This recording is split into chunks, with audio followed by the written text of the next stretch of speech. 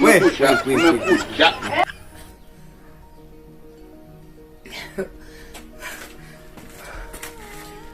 Karosi.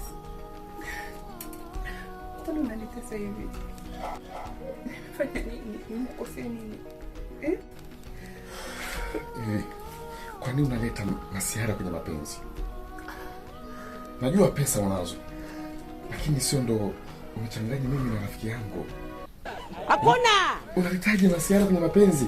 Ashindwe! Kwa sababu ya pesa? Unajisi mimi siwezi kufanya chochote kwa ajili yako? Sasa hii ni adhabu yako. Na hii sio adhabu yako tu. Kifo ndo adhabu yako itakuhusu basi. Mapenzi lazimishwi.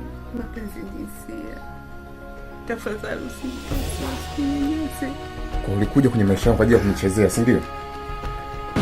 Nilipenda. Ila yeye nimempenda zaidi.